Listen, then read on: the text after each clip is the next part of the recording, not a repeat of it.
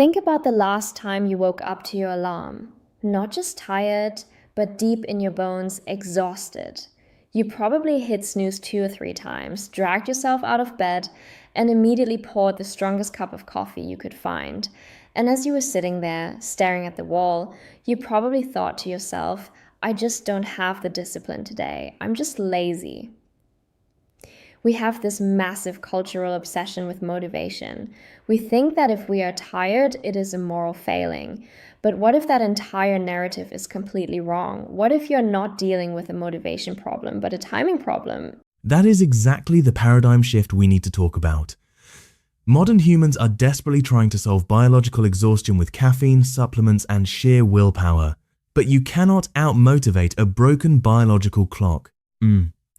What we are seeing across the board in the lab, in the wearable data, in everyday life is that people are not necessarily low energy. They are biologically confused.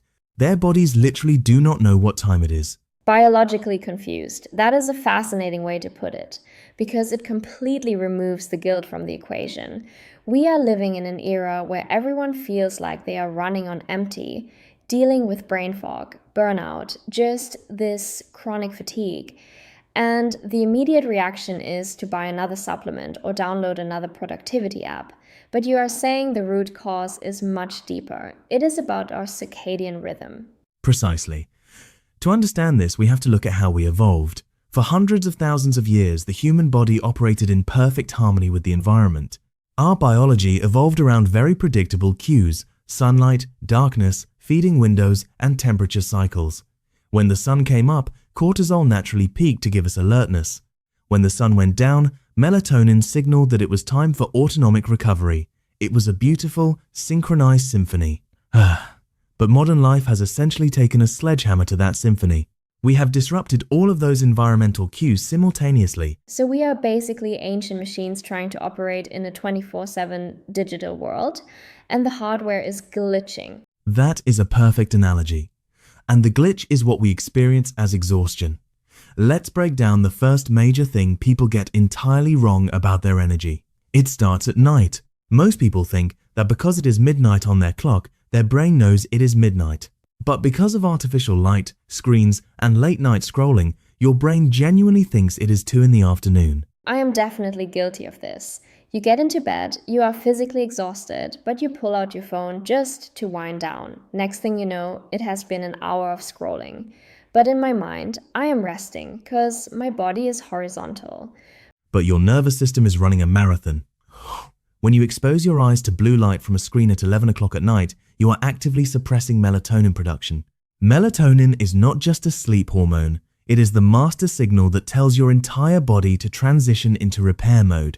When you suppress it, you distort your cortisol timing. Cortisol is a stress and alertness hormone. It is supposed to be incredibly low at night. But because of that screen time, your cortisol stays elevated. Which means you are essentially putting your foot on the gas and the brake at the exact same time. Exactly. And we see this vividly in the health intelligence data. When you look at the OXYZEN wearable dashboard for someone who scrolls late at night, their metrics are fascinating and alarming. You do not just see less sleep, you see a highly elevated resting heart rate throughout the night. You see their heart rate variability, or HRV, completely collapsing. Their nervous system does not know when recovery is supposed to begin, so it just stays in a state of low-grade fight or flight while they are unconscious. That is terrifying. You are asleep, but you are not recovering. It makes me think about the whole night owl identity. So many people claim they are just naturally wired to stay up until 2 in the morning and do their best work then. Are true night owls a myth, or is something else happening there? There is a small percentage of the population with a genetic predisposition to a later chronotype, but the vast majority of people who identify as night owls are actually just dealing with chronically overstimulated nervous systems. They have pushed their circadian rhythms so far back with artificial lighting, late meals, and stress that their body has adapted to a delayed cycle. They are not night owls, they are just biologically mistimed. Okay, so if the first mistake is tricking our brains into thinking midnight is daytime, how do we fix the timing? The intuitive answer would be to just focus heavily on what we do right before bed. Turn off the screens, read a book, but I know the science points to something vastly more counterintuitive. It does. And this is the second massive misconception. People think sleep starts at bedtime, but the reality is your sleep quality tonight actually begins the exact moment you woke up this morning. Your first hour of the day dictates the next 16 hours of your biological rhythm. That is such a powerful concept. We are essentially building the foundation for tonight's recovery before we even have breakfast. How does that mechanism work? It all comes back to light biology and what we call circadian entrainment. When you wake up and immediately get natural sunlight into your eyes, ideally within the first 30 to 60 minutes of waking, you trigger a massive, healthy spike in cortisol. This is called the cortisol awakening response. It clears out the lingering sleepiness, boosts your dopamine levels, and sets a biological timer. By getting that bright light exposure early, you are literally programming your brain to release melatonin exactly 14 to 16 hours later. So by missing that morning light, which most of us do, right? We wake up in a dark room, look at our phone, walk into a dimly lit kitchen, and then sit in a fluorescent lit office. We are failing to start the biological timer. Precisely.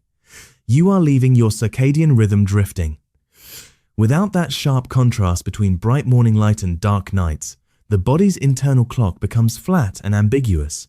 And again, the wearable data makes this undeniable. When people implement morning sunlight viewing, you see their HRV stabilize, their resting heart rate drop much faster at night, and their sleep efficiency skyrocket. They spend more time in deep, restorative sleep simply because they told their brain exactly when the day started. It is almost like we have to aggressively prove to our bodies that it is daytime, so that later we can prove to it that it is nighttime. That is brilliantly stated.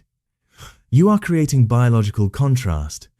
The modern indoor lifestyle is essentially one long grey twilight. It is never truly bright enough during the day to optimize alertness, and it is never truly dark enough at night to optimize recovery. Which brings up a really interesting philosophical point. We have engineered a society that is incredibly comfortable. We have temperature control, on-demand food, artificial light. But that very comfort has stripped away the friction and the environmental signals our bodies desperately need to know how to function. We are paying a massive hidden tax for our modern convenience, and the currency we are paying with is our energy. That is the ultimate paradox of modern living. We have removed the natural stressors that kept our biology sharp and replaced them with chronic, low-grade, psychological stressors that slowly drain our battery. And that leads perfectly into the third major thing people get wrong about energy, and it has to do with how we treat our schedules. Let me guess, the weekend catch-up sleep. The idea that I can survive on 5 hours of sleep from Monday to Friday and then hibernate for 10 hours on Saturday and Sunday to balance the books. You hit the nail on the head. The third reality is that your body absolutely hates randomness. It despises unpredictability. We treat our sleep debt like a financial bank account where you can just make a massive deposit on Sunday and clear the balance. But your nervous system does not understand weekend compensation. It only understands rhythm. So when we radically shift our sleep and wake times on the weekend, what is actually happening inside the body? We induce a phenomenon called social jet lag. If you wake up at 6 in the morning for work all week and then sleep in until 11 on Saturday, you have essentially flown across 5 time zones as far as your brain is concerned. You gave yourself jet lag without ever getting on a plane. And the body's response to that unpredictability is profound. It creates metabolic dysfunction, it suppresses your HRV, and it misaligns your digestion. That explains so much. That is why you can sleep for 10 hours on a Sunday and wake up feeling completely lethargic with brain fog, feeling almost hungover even if you did not drink. Your body is wondering what continent it is on. Exactly. Your body can survive occasional acute stress. If you have to pull a late night once in a while, your biology is resilient enough to handle it. What destroys your autonomic recovery over time is chronic unpredictability, irregular fasting windows, late night eating, inconsistent wake times. The body loves rhythm. It wants to know exactly when to release digestive enzymes, when to spike cortisol, and when to initiate cellular repair. When you randomize those inputs, the body has to keep its defenses up. It stays in a state of stress because it cannot predict what is coming next. It is like trying to play in an orchestra where the conductor is constantly changing the tempo without warning. Eventually, the musicians are just going to stop playing well. The harmony falls apart. And when the harmony falls apart, you feel exhausted. Not because you are weak, not because you lack motivation, but because your biological systems are working against each other instead of together. This is where the intersection of wearable technology, neuroscience, and metabolism becomes so vital. We are moving past the era of just counting steps or looking at a generic sleep score. We are entering an era of true health intelligence. Right, which is exactly the OXYZEN positioning. It is not just about raw data, it is about narrative. It is like the Netflix of health intelligence. It looks at your behaviors, your HRV, your temperature, your sleep stages, and it tells you the story of your underlying biology. It points out where the rhythm is broken. Exactly. Data without context is just noise. What you need to know is how your modern lifestyle is interacting with your ancient biology. Are you overstimulated? Are you metabolically mistimed? Is your sleep fragmented because you ate a heavy meal at 10 at night? Once you see the invisible patterns, you can actually change them. So, for the person listening right now, the person who is exhausted, who relies on 3 cups of coffee just to feel human, and who thought they just needed more willpower, how do we translate all of this deep science into action? What are the non-negotiables to fix this broken clock? There are 3 critical interventions, and they are entirely free. Number 1. Morning sunlight. You must get outside within the first hour of waking up. Even if it is cloudy, the lux energy from the sun is infinitely more powerful than indoor lighting. Let that light hit your eyes for 10 to 15 minutes to start the biological timer. It sets the anchor for the entire day. What is the second? Number 2. Consistent sleep timing. And specifically, your wake-up time. You can have some flexibility with when you go to bed, but your wake-up time should not vary by more than 30 to 45 minutes, even on the weekends. Lock in that wake-up time to eliminate social jet lag and give your nervous system the predictability it craves. Stop flying across time zones every weekend. Got it. And the third? Number 3. Radically reduce late-night stimulation. And I mean all forms of it. We talked about blue light from screens, but it is also heavy meals, alcohol, and intense work stress within 2 hours of bed. You have to give your autonomic nervous system a runway to land the plane. You cannot just drop out of the sky at midnight and expect to sleep well. Dim the lights, cool the room, and let melatonin do its job. It is such a liberating framework.